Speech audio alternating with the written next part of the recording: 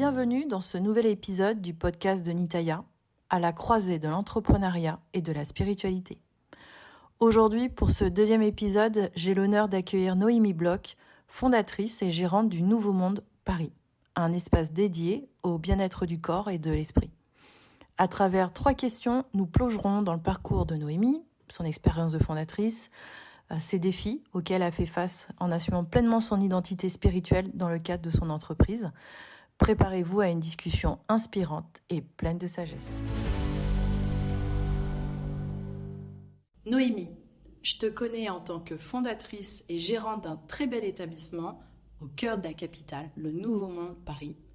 Raconte-nous comment un beau matin, tu t'es dit « Tiens, je lâche mon CDI et je réalise mon rêve ».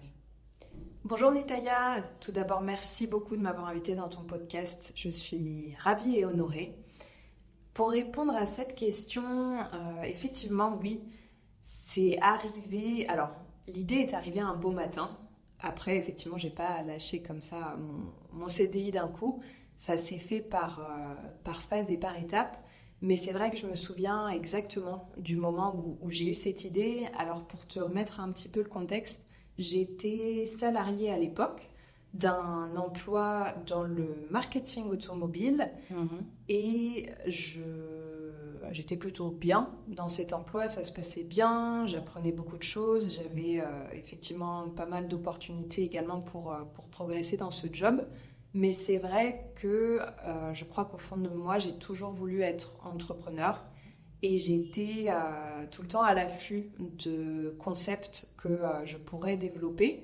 Et c'est vrai que je me souviens exactement là où j'étais quand j'ai eu cette idée qui est, on va dire, que j'ai canalisée presque d'un seul coup. Ouais. Où j'ai vu l'ambiance, le concept, j'ai canalisé le logo aussi, pas mal d'éléments d'un seul coup.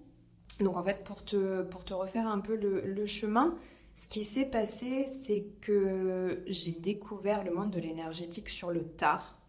C'est pas quelque chose qui était répandu dans le milieu familial ou amical, c'était vraiment une découverte personnelle. Ce qui s'est passé vraiment dans les faits, c'est que, je sais pas si tu te souviens, en 2019, il y a eu pas mal de grèves.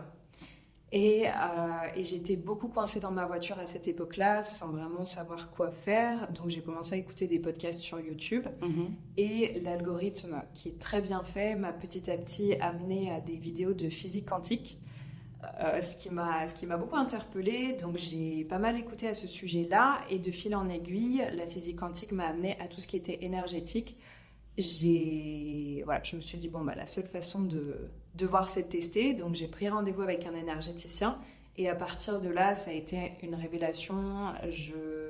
J'ai toujours, avant même ce rendez-vous-là, j'ai toujours eu déjà des ressentis dans mes mains de chaud, de froid, que je n'ai pas particulièrement cherché à approfondir, mais c'est vrai qu'ils étaient là. Et du coup, le premier contact que j'ai eu avec un énergéticien m'a permis de comprendre un petit peu mieux ce qui se passait. Voilà. Et puis après, de fil en aiguille, je me suis dirigée vers le Reiki, qui a pris un peu plus de sens pour moi, parce que j'ai un peu poussé la formation. Mais c'est vrai qu'au début, c'était vraiment pour moi, ma découverte personnelle. Également, je cherchais un petit peu à améliorer mon quotidien, m'apporter un peu plus de bien-être, de sérénité, et puis évidemment pour mes proches également. Donc voilà, tout ça s'est fait un peu en parallèle de mon emploi salarié. On est en quelle année à peu près si on doit donner une ligne temporelle ? Alors, ma découverte de l'énergétique, ça a été en 2019. Et puis après, l'idée que j'ai eue, c'était plutôt fin 2020, donc début 2019 pour tout ce qui était formation Reiki, et quasiment 2 ans après où j'ai canalisé l'idée.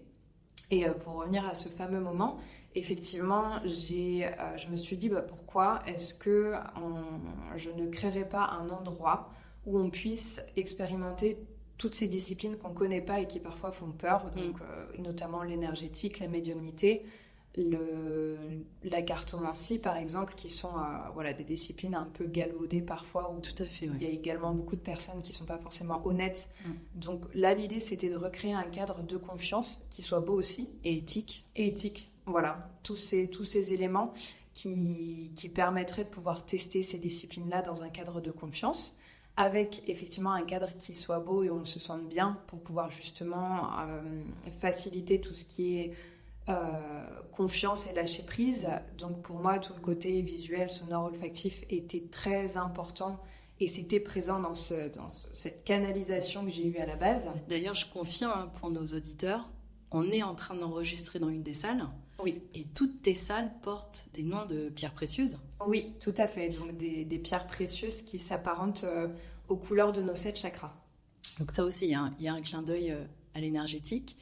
Et pour ceux qui viendront, ils pourront constater que tout est customisé. Que ça soit les coussins, les carnets, les crayons, tout a été personnalisé jusqu'à l'expérience sensorielle. Tu as un parfum, je crois, dédié. Oui, tout à fait.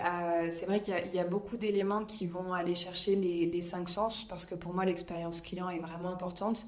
Donc il y a effectivement ce côté visuel avec des tons qui sont toujours dans les mêmes gammes de couleurs, c'est-à-dire le beige, le brun, à la fois neutre et chaud, suffisamment neutre effectivement pour que chacun puisse se projeter et s'identifier, avec une ambiance sonore également aussi relaxante pour que dès qu'on rentre, voilà, ce côté enveloppant qui nous entoure avec la signature olfactive, où on retrouve aussi des tons un peu dans ces couleurs toujours chaudes, avec de l'ambre, des épices, une petite note de tête orange également.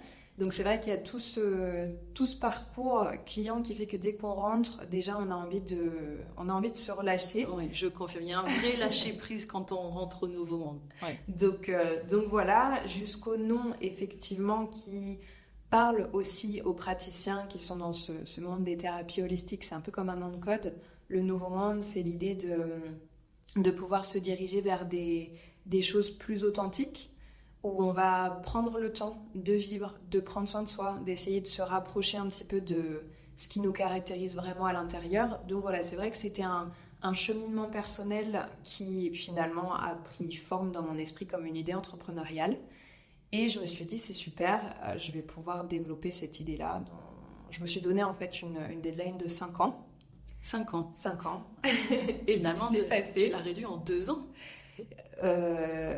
Oui, c'est ça, à peu près, même un peu moins que ça, 1 an et demi, parce que donc j'ai un peu mijoté cette idée, je me suis renseignée et ce qui s'est passé, c'est que le local s'est matérialisé de façon un peu miraculeuse au moment où je me suis dit ok, il faut vraiment que je me lance. Donc j'ai eu cette opportunité sur le magnifique appartement qui est aujourd'hui le réceptacle de l'Institut. On est au 21 rue d'Argenteuil. Voilà. Dans le premier arrondissement. On redonnera tout ça à la fin, mais pour que ceux qui nous écoutent et qui ont envie de visualiser, on est vraiment au cœur de la capitale et on est juste à côté du métro Pyramide. C'est ça. Donc un lieu vraiment idéal juste derrière l'église Saint-Roch. Donc c'est vrai qu'il y a aussi une énergie assez particulière dans l'appartement.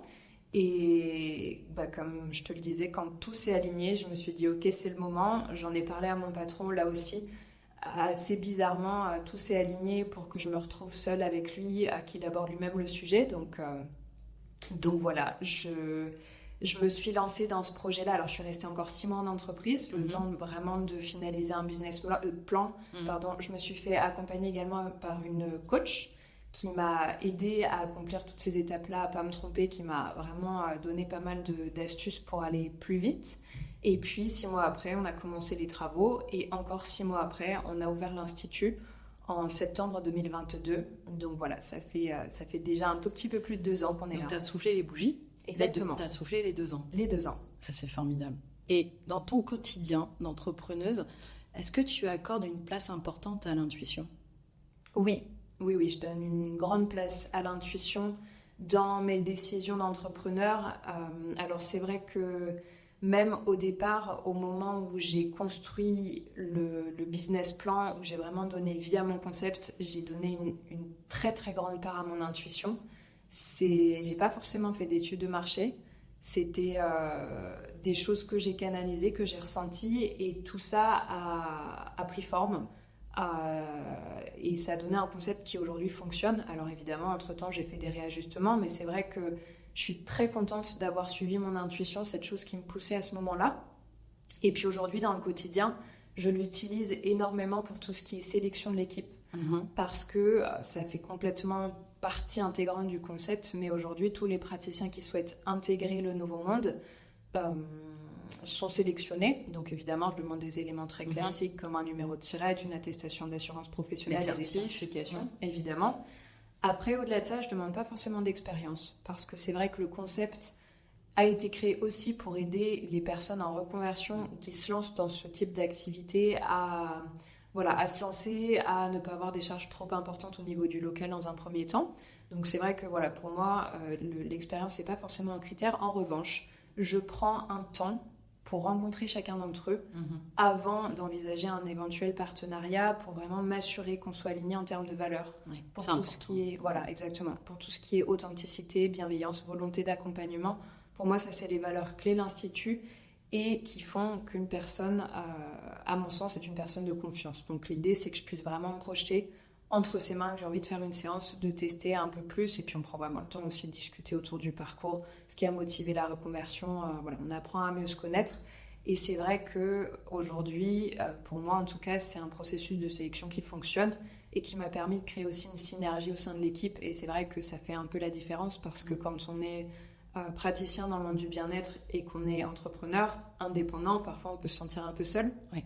Donc ça permet aussi de créer des connexions entre eux et un collectif. Exactement, de se rencontrer, d'échanger, et du coup il y a même des initiatives qui jaillissent entre eux, avec des petits, comme tu l'as dit, des petits collectifs qui se créent, des participations à des salons, des créations de rassemblements pour aller démarcher des entreprises. Donc tout ça est vraiment super, et c'est vrai que en tout cas l'intuition, je l'utilise majoritairement pour ça aujourd'hui. Et puis après, dans le quotidien, c'est pas toujours évident de l'écouter, parce que c'est un travail qui se fait,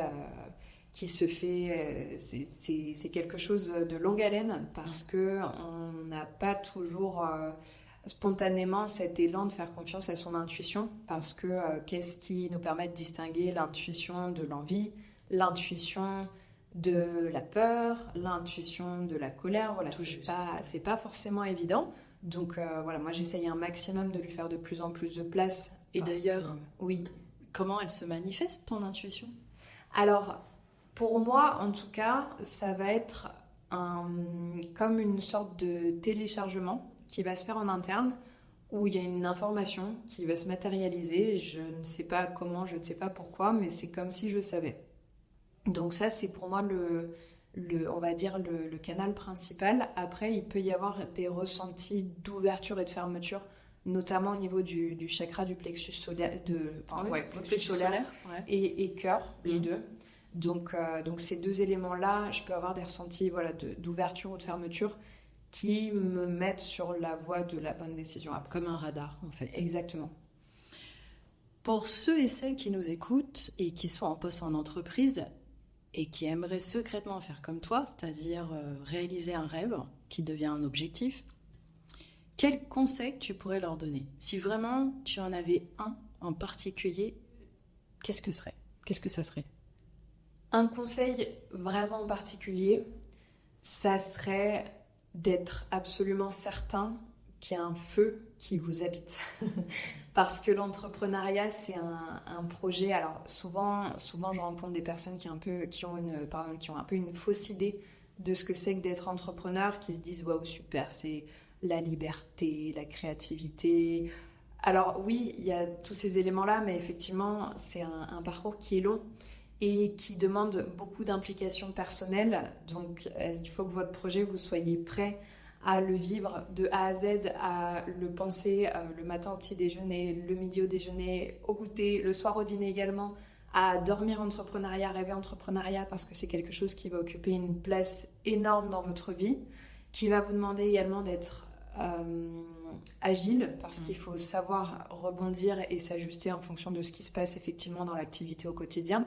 Ça va vous demander également beaucoup d'endurance, parce que c'est quelque chose qui est long. Oui, c'est un marathon. C'est un marathon. Donc, moi, je considère qu'au bout de 2 ans d'exercice, j'en suis encore qu'au début. Même si, oui, ça fait plaisir de constater qu'il y a des choses qui roulent. Bien sûr, il y a de la réussite. Exactement. Donc voilà. Et c'est vrai que pour ça, donc vraiment se poser la question, est-ce que je suis prêt à vivre un projet qui m'habite vraiment à l'intérieur et auquel je suis prêt à dédier une grande partie de ma vie. Et pour ça, j'aurais également un conseil sous-jacent à donner, c'est-à-dire rencontrer des entrepreneurs. Oui. Pour vraiment parler avec des personnes qui sont concernées, qui pourront vous dire comment ça s'est passé, combien de temps ça a pris, aussi financièrement, les risques qu'ils ont dû prendre, combien de fois ils ont dû réadapter leur concept et se réinventer, parce que c'est vrai qu'il faut être attentif aussi à la façon dont la clientèle va réagir. Donc, Et aussi, quid de leur entourage?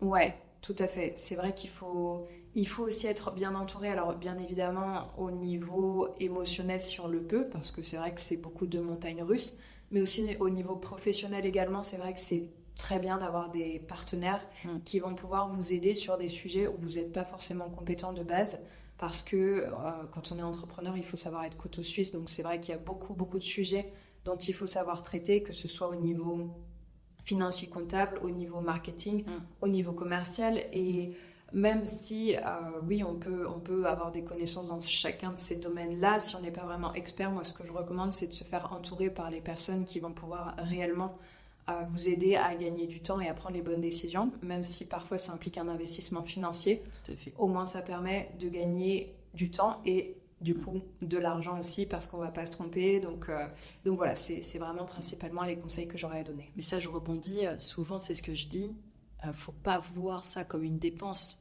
le coaching ou un investissement dans un lieu comme ici ou comme un logiciel, c'est un investissement, c'est pas une dépense en soi.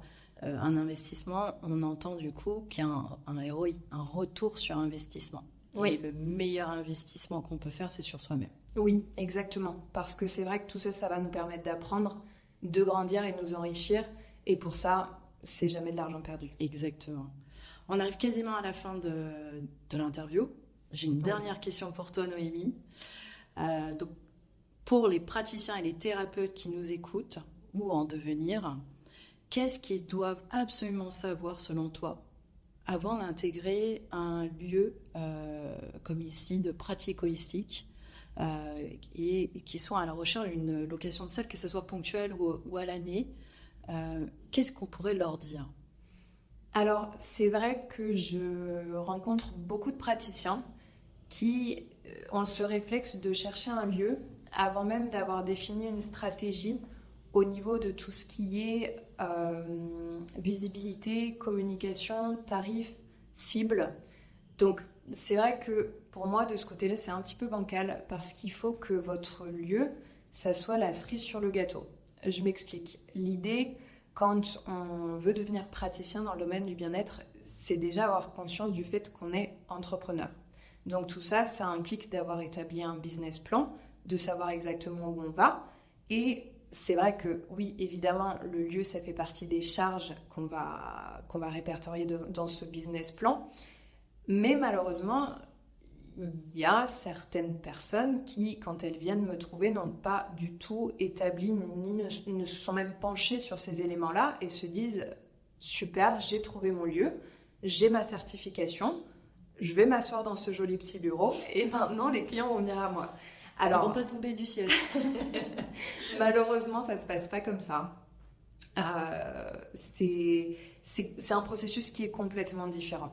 Il faut que votre lieu, ça soit la dernière partie qui va s'imbriquer dans votre business plan. Alors évidemment, c'est important de bien le choisir, parce qu'en termes de standing, en termes d'emplacement, il y a des éléments complètement stratégiques, mais il faut qu'en amont de tout ça, il y ait une vraie réflexion par rapport à qui est ma cible, comment je me positionne au niveau de mes tarifs, comment je me différencie par rapport à la concurrence. Je suis navrée d'employer des termes vraiment pratico-pratiques, mais quand on est praticien, voilà, quand on est praticien dans le domaine du bien-être, il faut avoir conscience de tous ces éléments-là. Et il n'y a pas que le bouche à oreille, malheureusement. Donc, il faut vraiment y réfléchir pour avoir une stratégie ensuite qui va potentiellement pouvoir être rentable. Oui, et viable, ouais. Exactement, et c'est vrai que moi je rencontre beaucoup de personnes qui sont très bons au niveau du soin, au niveau de l'accompagnement, mais qui n'ont pas conscience de tous ces éléments-là. Et moi malheureusement, en tant que fondatrice de cet institut, je ne vais pas pouvoir les aider, parce que c'est pas à l'institut de leur créer, de leur rapporter des clients. Ça fait vraiment partie du parcours entrepreneurial. Je dirais même que c'est énergétique. les clients doivent venir voir le praticien pour le praticien et non pas parce qu'il a été répertorié dans un lieu de pratique holistique. Tout à fait. Et c'est vrai qu'à ce niveau-là, j'entends complètement que c'est compliqué parce que souvent quand on a un profil d'accompagnateur,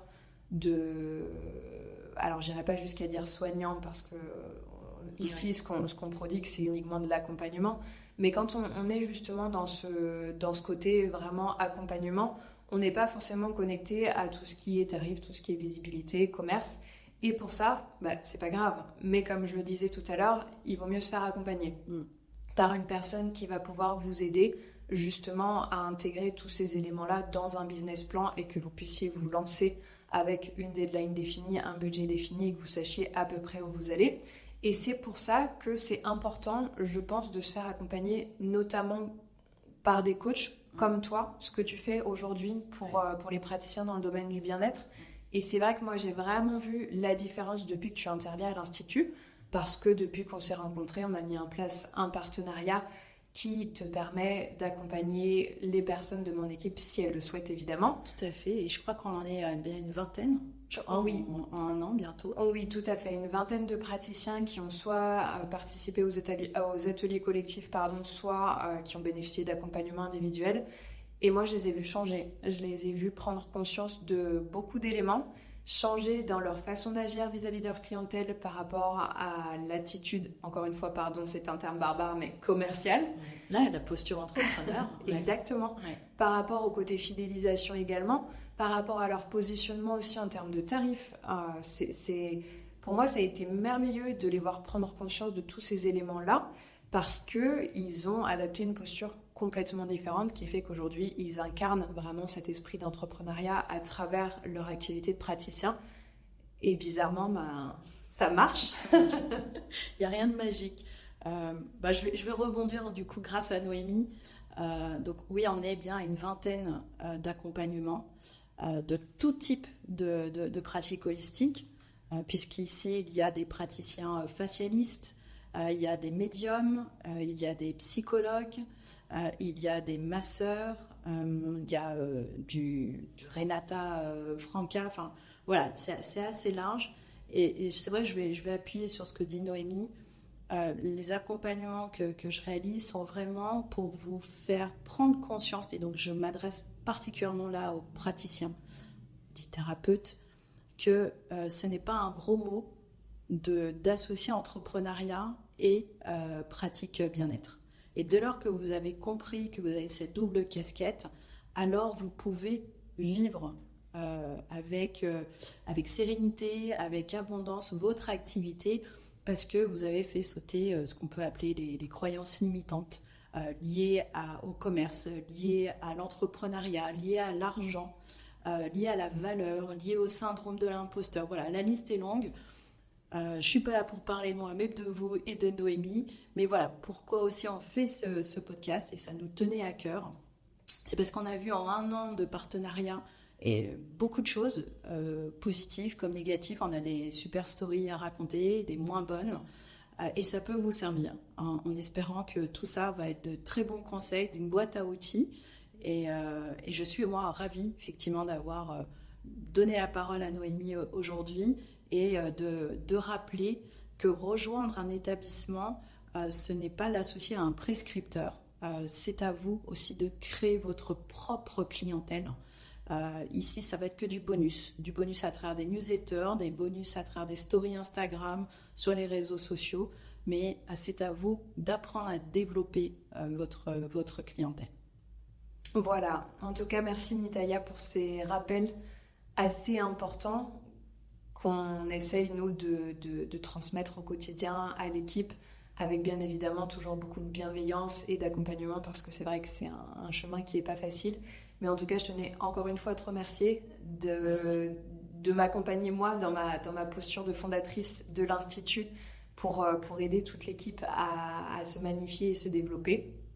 Et merci de m'avoir permis d'exprimer tout ça dans ton podcast. Eh ben, merci Noémie. On arrive à la fin. Donc vous retrouverez toutes les informations liées au Nouveau Monde Paris dans la description du podcast, donc l'adresse, email, tous les réseaux sociaux. Est-ce que tu veux ajouter quelque chose, Noémie ?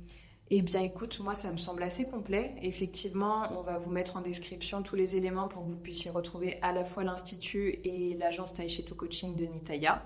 Et puis on sera ravis d'échanger avec vous, si vous le souhaitez. Donc si vous avez aimé, vous connaissez un peu l'astuce comme sur toutes les plateformes, likez, commentez, partagez et on sera ravis d'organiser le prochain épisode. Merci Nitaya, à bientôt. Salut!